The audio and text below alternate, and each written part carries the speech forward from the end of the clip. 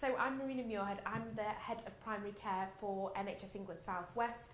I oversee £724 million worth of primary care money. So that's across GPs, pharmacists, dentists and optometrists. And I'm going to, and that bit is right from South Gloucester CCG right down to the Isles of Scilly. So 7 CCG footprint, about 3.2 million patients. Okay. So I'm going to speak to you a little bit about where we are and where we're heading in primary care from an NHS England perspective. Obviously, there's a burning platform in the sense that I think we all know that the pressure in the system at the moment is causing a number of issues, both from a workforce and workload perspective, and our ability to retain and attract new staff is ever diminishing because of some of the pressures within primary care at the moment, and I think this just sort of emphasises this. One thing I would say as well is that the contract review for pharmacy that we will be implementing at the 1st of October happened for GPs last year. So GPs had their contract review last year, and so they're a bit of ahead of the game by way of some of their workforce issues that they're experiencing. So I'm going to speak to you quite a lot today about general practice, because I think you will see from some of what I talked to you about that you could be speaking to either a pharmacist or a GP, and the story would be at the moment pretty much the same. So we spoke to GPs of late and said to them, what do you think the future system will look like? Because on any one week at the moment I'm receiving around 2 phone calls from GPs who are saying that they're not sure whether they've got a GP to even open the surgery tomorrow morning because of struggle to get locum doctors, etc. They're not sure whether they're financially viable anymore, and also increasing pressure around the estate. At this time last year we had 420 GP surgeries in the southwest. As of today we have 388, so there's been a loss of 32 GP surgeries over the last year. In the main, the majority of those have merged and turned into much bigger entities, but the reason they're considering much bigger entities is because the resilience that they can no longer provide in some of the individual corner shops, which I think lends you to the perspective about we're pushing on an open door with new models with GPs, really. And I think I'd highlight the top where I say that the issues at the moment are so great we can no longer aim to solve those in professional silos. You know, we can't just say to pharmacy locally in South West there's going to be an £18 million cut in the pharmacy budget, go off and find a way of managing that when the GPs are in the same position. So there really is the time to be looking at how we can do things differently. So these are some of the things that the GP forward view, I don't know if people have managed to look at it, but not last week, the week before, NHS England issued the general practice forward view. I would just like to emphasise that it's the general practice, not the GP, which I think signals a step change as well as to where we are now around the wider practice team. So whilst the things may be #GP, don't take that as the individual of the GP. It's absolutely about the practice. These are a few of the things that it says, and actually for anybody who has looked at it, you will know that this is the biggest change to primary care since its inception in about 1948. This is a fundamental difference, and the articulation of what primary care will look like at 2020 is a radically different one to what we've got right now. And so these are some of the concepts that it talks about around the wider practice team, greater use of skill mix. Another thing I wanted to emphasise as well is that some people have taken from the document that what this is about is, for example, moving pharmacists out of a high street setting and moving them all into general practice. I think I want to be absolutely clear that whilst there is a role for the clinical pharmacist within the practice, there are a number of things that can be delivered in the community pharmacy setting. And so one of the things I think we need to consider as we're doing this redesign is what needs to be done co-located with a GP, for example, in the surgery, and what interventions can be done in the pharmacy that are different. And that is things like, when we look up and down the country, there are things like anticoagulation monitoring happening, there are blood panels happening, and various other things that don't necessarily need to be done in a GP surgery that's already struggling with capacity. So I want to make that very clear for anybody who thinks that this is about shutting pharmacy and moving them into a different place, really. But the big thing for me is number 4, which is at April next year, there will be the introduction of a new contract, which will be called a multi-community provider contract. And this will be the opportunity for groups of providers to come together around a population. So it may be 30,000 if that's what's deemed appropriate with a particular area. It might be 50,000, it might be more. There will be the opportunity for the providers in the local community to come together and opt into a new voluntary contract, which will be based around the GP's registered list, but it might be multiple surgeries, and the proviso around that will be that you take responsibility for a population. You are given a capitated budget, which is the cost of the provision of those services, and a list of outcomes to deliver. And however the provider network decide to divvy up the interventions to deliver the outcomes will be what the provider network choose. So there will be a step change from this commissioner relationship where we say, here's a service specification, here's a pricing model. That will not be the ethos of this new contract. And the opportunity here for pharmacy is that, I'll take flu vaccinations as an example. Uptake wasn't as great it was good in pharmacy, but it could have been better, and part of the reason it wasn't better was because there's this struggle between GPs who want to be paid for the activity and the pharmacy who wants to be paid for the activity, and how do we work that through.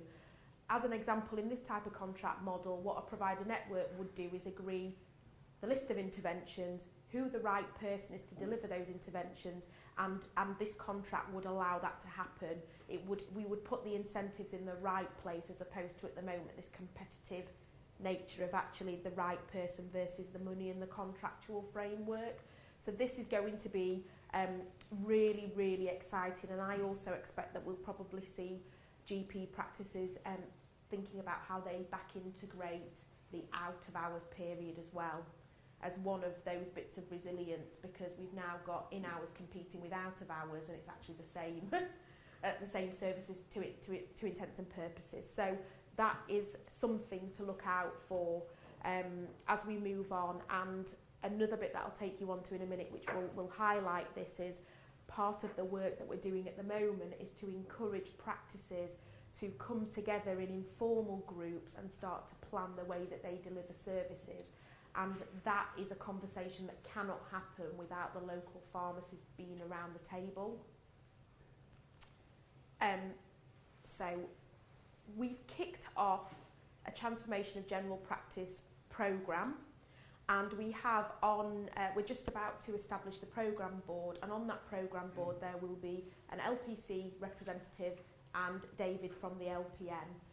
So pharmacy will be integral to that programme board, with some of our medical directors at NHS England and the wider primary care system, including things like dentists, etc. And what it's going to do is to give people the headspace to come together and think about what the future might look like. So that bit that I've just been talking about, what would a model of care look like, who would deliver what on behalf of who would work together, because this industry of everybody on their own, as I've already mentioned, is not going to be sustainable in the long run. And we have given a day rate amount to LPC reps to be able to take part in this, because we absolutely think this is something that shouldn't just be added to the day job. We want to free up some pharmacy time to be able to input in a really valuable way. So just a little bit of a plug here. Is it Phil? Phil, yeah. Phil is going to do the Devon bit. So I would want any suggestions, any ideas to go up to Phil. And also Phil's job will also to be bringing back out what the programme board's been discussing, but there will be some working groups at a more local level to bring people together, and so we'll absolutely be circulating lists of which practices have committed to work together in the local area, so you know who they are, and we will start to marry up some contacts as well. I'm going to skip. These are the footprints in which we're working on for the programme. I'm going to skip through this bit and this bit, but this is the really important bit, which is these are the work streams. So provider development, new workforce models. In Somerset, I have a Vanguard where the hospital has recently integrated about 4 GP surgeries, and others are set to go. So we're trying a new model of care there. We're going to be looking at skill mix reviews, because one of the things that's a real challenge is that we getting the practitioners to understand who can do what. I think that there's a misnomer, for example, about the role of the contribution that the pharmacist can make to the GP surgery. I think people have got into this mindset about prescriptions and other things, but actually we need to be doing more than that now. This is about further enhanced clinical intervention. So what we're going to need to get into quite quickly is what could be done and what training would need to be provided to make some of these things a reality. So like I say, the anticoagulation monitoring, the near patient testing, some of the other bits and pieces that could be done. Capacity and demand, we actually don't really know. When people say to us, I'm really busy and I don't have the workforce, we don't actually have any real idea about benchmarking. Is it any busier? Is it any quieter? Is it same day? Is it next day? You know, all of that whole journey piece that we're going to be looking at. New models of care around provider function and provider vehicles. So again, there's the new contract, but then we do also have some areas, for example, like Bristol, where we have a pharmacist who's a partner on a GP contract, for example. Are there people wanting to enter into joint ventures and manage things through other avenues that are not part of the new contract that people would want to explore? So we are going to be getting some central legal advice on particular topics as well, and around contracting and governance, because this is one of the big things that's always raised with me, where we'd like to do this, but our contracts don't allow it, or we want to be able to work in a different way, but we're not sure how the money will flow. So we're absolutely up for understanding what all the barriers are and working to try and overcome them now. Working at scale, so I think this is pretty similar to pharmacy. What needs to be done locally in an individual delivery point and what can be done more centrally. And so we're going to be doing that piece of work both at a pharmacy level and at a general practice level, and things around IT. One of the big inhibitors to integration is this whole ethos of a shared record. And I'm hoping things like the summary care record are bringing us on, but that's not far enough. It's the whole read-write access element which will really enable us to transform what the patient gets where and from who. So that's one of the big things that we are looking at. And we've got in Bristol, North Somerset and South Gloucester, we have had a pilot through the Prime Minister's Challenge Fund, which has created a read-write platform for EMIS. So if we've managed to crack that between GP in and out of hours and have the community using it, there's no way why we couldn't be rolling that out to pharmacies via things like tough books on laptops, etc. And infrastructure, things like back office, finance, service delivery, employment indemnity, because we are going to see more people doing work on behalf of others as well in this new world. It won't be everybody doing everything that they've done right now. I think we're going to get very much into some subspecialty and in ways of managing particular populations. Some interventions will be right for certain populations that don't happen in other areas, and that's the concept of building, I guess, these new models around specific populations and devolving budgets down for decision making at that level. So, final slide, take homes. Please, please, please use Phil. You know, there is, we absolutely want to ensure that the system of the future is one that is co-designed and is built on the fact that people have been trying things for years, and there's a number of pharmacists of late who've spoken to me and said some of these things we've wanted to do for 20 years but we haven't been able to find a way. I think we're pushing on an open door now because the crisis in primary care is so significant by way of workload, workforce and finance that the only option is a new model. There isn't another way. I think it is the message there. Over 60 groups of forming practice coming together, some around 30,000. We've got some that are up to 170,000. I will circulate those lists through Sue, you will know who those early forming groups of practices are, because I think whilst they're early forming, it's the right time to be at the table with them, having discussions about how you might want to work with them in the future and how they may want to work with you as well. I think this is not what you can offer them, but what also can they offer you as well, that joint conversation.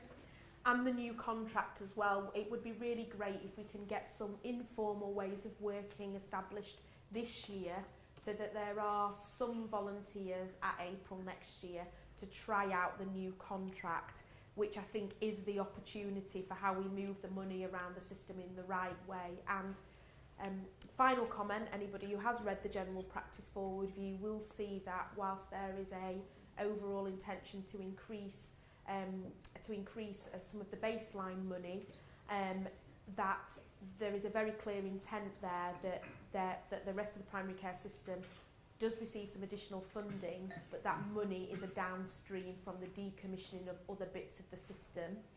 So we know that most of the money sits in the acute system. In order to stabilise and move the patients down that pyramid of need, the money is going to have to transfer with it.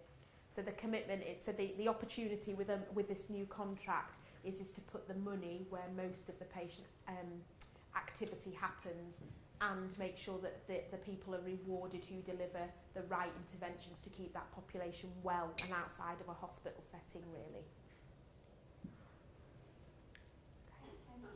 Sorry, that was a really whistle stop. My email there. Oh, yeah. So last night when we spoke to people, there was a number of people who wanted to be involved in things. So Sue is going to be taking email addresses from anybody who does want to be involved in a more working group level. And what we will do then is start to, I will start, and the team will start to bridge some of the knowledge gap, because some of the things we got into is that the contracting team within NHS England have an awful lot of knowledge. We know, for example, where the vulnerable GP practices are, and we know where they may need help from other members of the system. And so it's quite good if we can tee up some of those conversations and get people talking, really. So email in and we'll distribute. Yeah, we have collected emails on the way, but I think if people are specifically interested in sort of being early adopters, if you like. Trailblazers. When you do your evaluation form later, if you're feeling brave enough to put your email on there, then I'll know that you're specifically interested in maybe getting involved in a chat group to start looking at opportunities